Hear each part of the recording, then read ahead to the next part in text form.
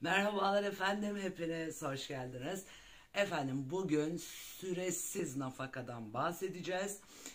Şimdi öncelikle efendim geçen hafta kadınların dolandırıldığından bahsettik. Şimdi toplum insan nefsinin gerekliliklerini ön plana çıkartan, insan nefsini ön planda tutan, nefsin gerekliliklerini yerine getirmesinin önünü açan, ona alan açan yasalar uygulanması gerekirken nefsin tersine yasalar uygulandığında başımıza nelerin geldiğini size anlatmaya çalışıyoruz. Bakın, İnsan nefsinin doğasında, insanın doğasında var olan duyguları biz ortadan kaldıramayız. Onların tersine hareket edemeyiz. Kadının erkeğe ilgi duyması, erkeğin kadına ilgi duyması, kadının karşılık vermesi, bunlar insan nefsinin doğal bir sonucudur. Neslin devam edebilmesi için insan fıtratına, insan doğasına verilmiş duygulardır bunlar. Bir kadın bir evlilik kurumu içerisinde bir eşe, bir sevgiliye mutlak bir ihtiyaç duyar. Aynı şekilde erkeğin de bu ihtiyacının karşılanmak istenmesi gayet doğaldır. Siz bu yasaları, siz insanın nefsine meşru yollar üzerinden ilerlemesine engel olursanız insanları doğrudan gayrimeşru yollara sevk etmiş olursunuz. Bunun neticesinde kadın dolandırılır, erkeğe de tuzak kurulur. İşte yasalar kadını da erkeği de anlamak zorunda. Yani insanı anlayan yasaların çıkartılması lazım. Biz insanı anlamıyoruz. Biz insanı anlamaya da çalışmıyoruz. Anlamaya çalışmadığımız için bu durum ters tepiyor, ağır toplumsal sonuçlarla karşılaşıyoruz. Ağır travmatik sonuçlarla karşılaşıyoruz. Çok ağır neticelerle karşılaşıyoruz. Kadına tuzak kuruluyor, kadın dolandırılıyor. Bu kadının da suçu değil. Kadın doğası gereği sevilme ihtiyacını, mutlu olma ihtiyacını bir şekilde karşılamak istiyor. Önüne çıkan fırsatçılar tabii bunu kullanıyor. Bu kadının suçu değil. Aynı şey erkek için de geçerli. Erkek doğal sürecini, yani mutlu olmak istiyor, bir erkeğin bir kadınla birlikte olmak istemesi kadar doğal hiçbir şey yoktur efendim.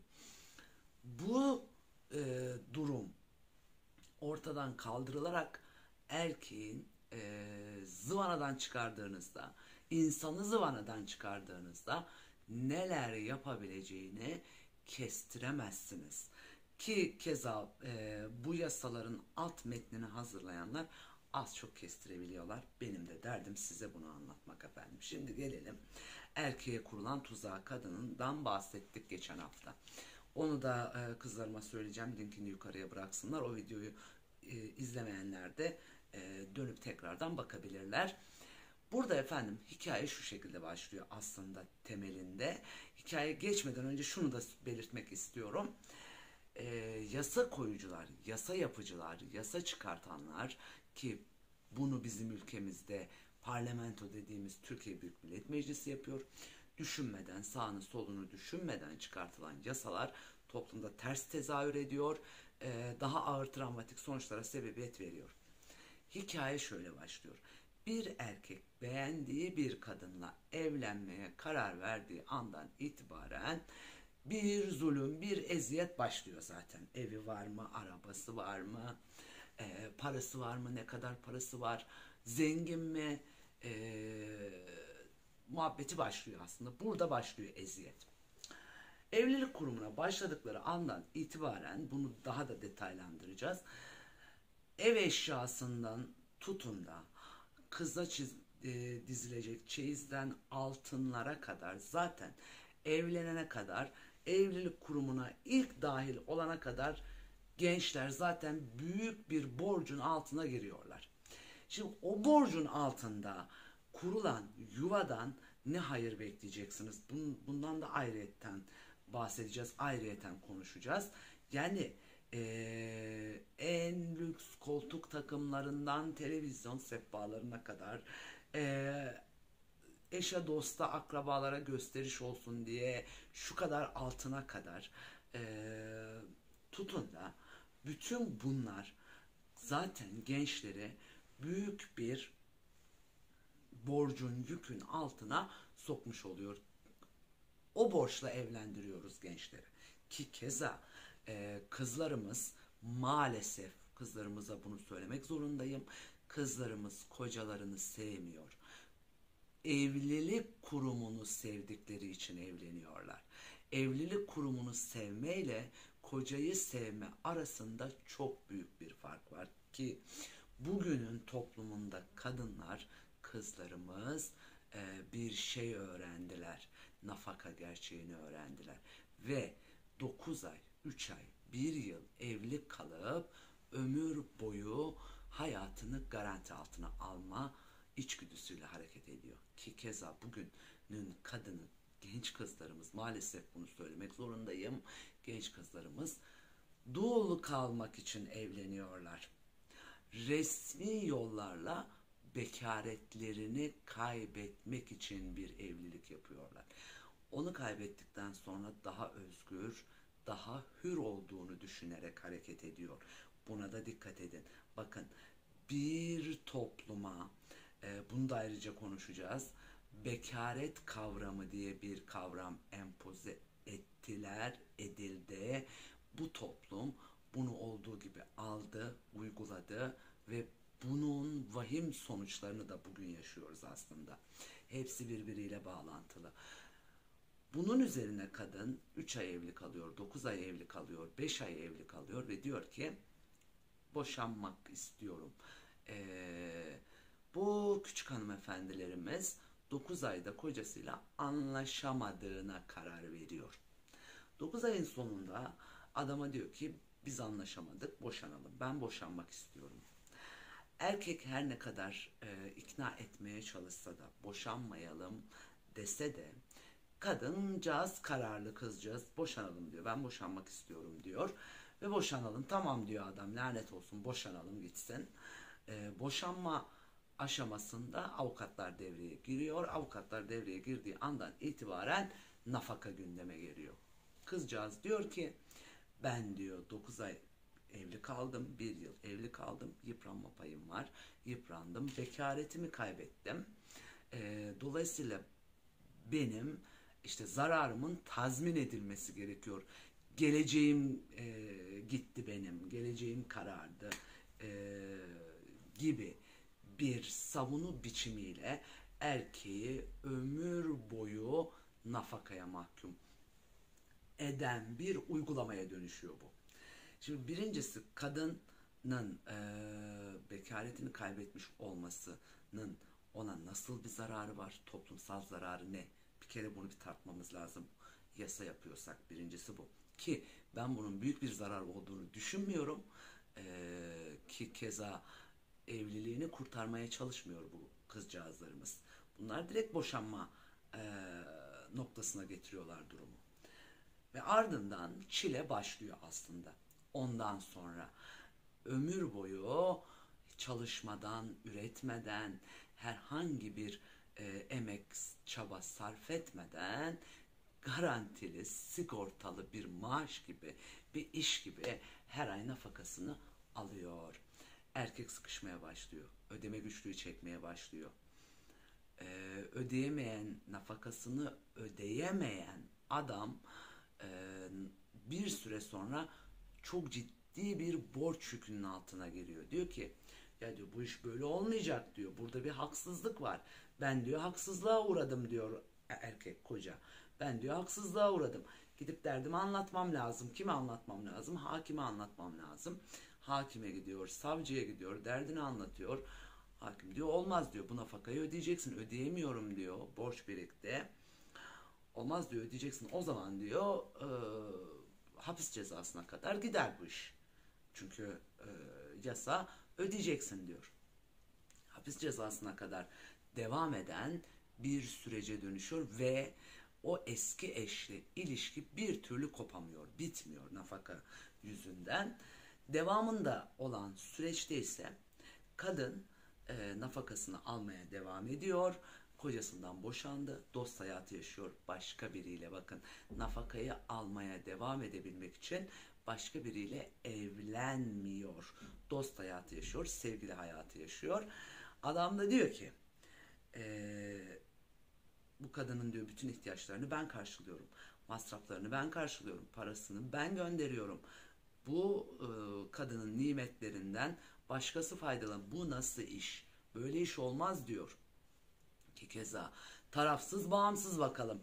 Hani eşitlik ilkesi? Hani adalet ilkesi? Tarafsız baktığımızda böyle iş olur mu? Olmaz. Yani orada bir adaletsiz durum söz konusu. Dolayısıyla adam diyor ki böyle iş olmaz. Hakime gidiyor, derdini anlatamıyor. Savcıya gidiyor, derdini anlatamıyor. Kanun koyucu, kanun yapıcılara gidiyor, derdini anlatamıyor. Onlar da İstanbul Mutabakatı sevicileri oldukları için hayır diyor, İstanbul Mutabakatı uygulanacak. Sonucu ne olursa olsun uygulatacağız biz bunu. Derdini anlatamayan adam bir süre sonra kendi kafasında kurmaya başlıyor. Ne oluyor burada diyor ya. Ben para veriyorum. Ben bu kadının nafakasını ödüyorum. Bu kadın sevgilisiyle dost hayatı yaşıyor. Bu nasıl iş yani? Burada bir benim namusuma da yapılan bir hakaret var. Benim kimliğime, benim kişiliğime de yapılan bir hakaret var diyor adam.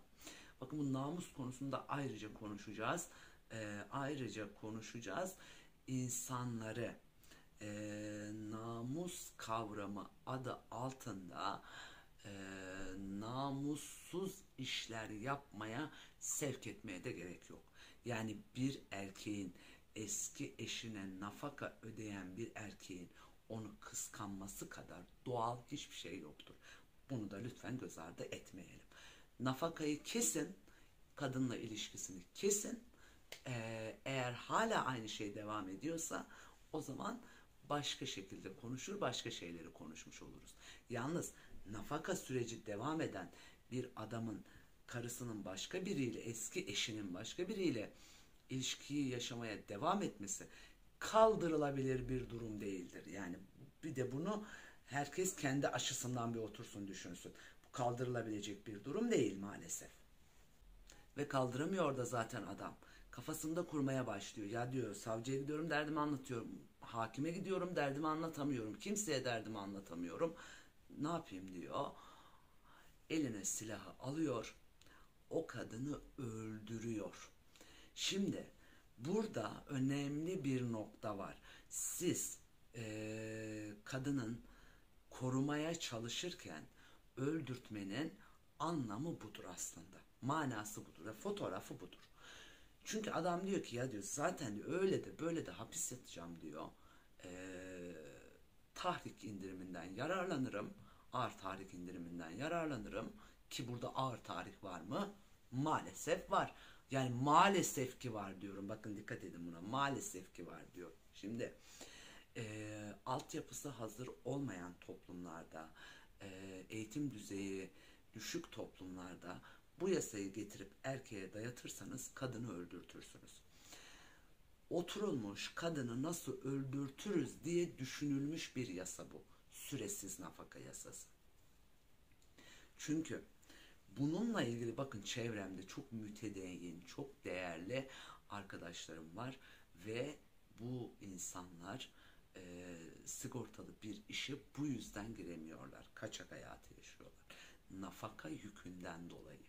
Bu zulümdür. Bu erkeğe kurulan tuzaktır. Bakın, İstanbul Mutabakatı kapsamında çıkartılan ve uygulanan bu yasa oturulmuş, kadını nasıl öldürtürüz diye düşünülmüş bir yasa gibi. Çünkü altyapısı hazır olmayan toplumlar buna çok müsaittir. Yapabilitesi yüksektir efendim. Kaldıramaz bunu, herkes kaldıramaz. Bunu bir daha gözden geçirip düşünmemiz lazım. Evet, tabii ki de öldürmenin, şiddetin hiçbir haklı gerekçesi olamaz. Kabul edilebilir hiçbir tarafı yoktur. Yalnız kadına hak veriyormuş gibi yapıp Erkeğin eline de silah verip ondan sonra erkeği tahrik edip sen öldüremezsin demek de abesle iştikal bir durumdur efendim. Yani kadına hak veriyormuş gibi gösterip erkeğin eline silahı vermek de eee, biraz bana ikiyüzlülükmüş gibi geliyor. Öyle görünüyor, öyle düşünüyorum. Dolayısıyla efendim bu yasa kadına hak veriyormuş gibi yaparak, hak veriyormuş gibi göstererek erkeği de evlilik kurumundan uzaklaştırıyor. Gençler evlenmek istemiyor. Çevrelerinde süresiz nafaka ödeyen abileri var. Önlerinde örnekler var. Erkekler, gençler bu yüzden zaten evlenmek istemiyor, korkuyorlar. Ömür boyu diyor nafaka ödeyeceğim ki keza bugünün ekonomik şartlarını göz önüne aldığımızda zaten eşyasıdır, evidir, arabasıdır, altınıdır derken bu gençleri zaten sol elleriyle nikahladık. Bir de üstüne süresiz nafaka açmazını önlerine koyduğumuzda aile kurumunu doğrudan devre dışı bırakmış oluyoruz ve gençleri evlilikten uzaklaştırıyoruz efendim. 2 2 daha 4 kimse kusura bakmasın. Bu gerçekliği inkar edemeyiz. Dolayısıyla da evlilik kurumundan uzaklaşan gençler ortada bir de nefis var. İnsan nefsi denilen bir kavramla karşı karşıyayız. Bunu inkar edemeyiz. Nefis bir şekilde kendini idame ettirmek zorunda dünya şartlarında. Kendi nefsini idame ettirebilmek için bu gençleri biz bu köşeye sıkıştırdığımız için üzerine bir de emperyalist distopya tarafından finanse edilen cemaatler işin içine girip günah, ayıp, yasak kavramlarını dayatınca gençleri iyice köşeye sıkıştırıyoruz. Mastürbasyon, günah, köşeye sıkıştırmış oluyoruz gençleri ve iddialıyım bu konuda. Bütün bunları yan yana ve alt alta koyduğumuzda bu gençleri eşcinselliğe yönlendiriyoruz. Başka bir kapı bırakmıyoruz bu gençlere. Açmaz var orada. O açmazı açamazsak gençlerimizi emperyalist distopyanın eline kendi elimizle teslim etmiş olacağız. Faydalı ve hayırlı bir iş yapmak istiyorsak efendim, birincisi bu süresiz nafaka denilen kavramı tekrardan gözden geçirmemiz gerekiyor. Erkeğe kurulan tuzaktır. Dikkat edin buna. Bunu bir gözden geçirmemiz gerekiyor. Gerekirse değil kaldırılması gereken bir yasadır. İkincisi efendim cemaatler faydalı bir iş yapmak istiyorsa cemaat, tarikat, cemiyetlerin mehir denilen kavramı tekrardan bir gözden geçirmeleri gerekiyor. Mehirin düşmesi gerekiyor çünkü yani bu adamlar yani kadın Türk toplumunda amenna değerlidir ama niye değerinde düşürmenin bir anlamı yok. Yani gençler hem düğün yapacak, hem ev eşyası alacak, hem ev alacak, hem mehir ödeyecek, üstüne bir de nafaka gerçeğiyle yüzleşecek. Kimse evliliğe yanaşmaz. Bu şartlar altında. Dolayısıyla mehiri gözden geçirmemiz lazım. Ayrıca konuşacağız mehir konusu başlığında. Gözden geçirmemiz gerekiyor. Belli bölgelerde e, ağırlıklı olarak Doğu, Güneydoğu ve Kuzeydoğu'da da bazen rastladım. Bu kavrama halen daha günümüz toplumunda dahi başlık parasının tekrardan gözden geçirilmesi gerekiyor. Gençler evlenemiyor efendim bu kavramlar yüzünden. Dolayısıyla gençlerin önünü açmamız lazım, engelleri kaldırmamız lazım. Evlenmek istemeleri doğaldır. Bunu sıkıştırdığımız zaman köşeye gençleri kendi elimizle eşcinselliğe sevk etmiş oluyoruz. Emperyalist distopyanın eline kendi elimizle teslim etmiş oluyoruz. Dikkat edin, tehlike büyük. Tehlike büyük uyarması da bizden efendim. Ben hepinize çok teşekkür ediyorum. Konuşmaya devam edeceğiz. Hoş kalın, hoşça kalın, esen kalın efendim.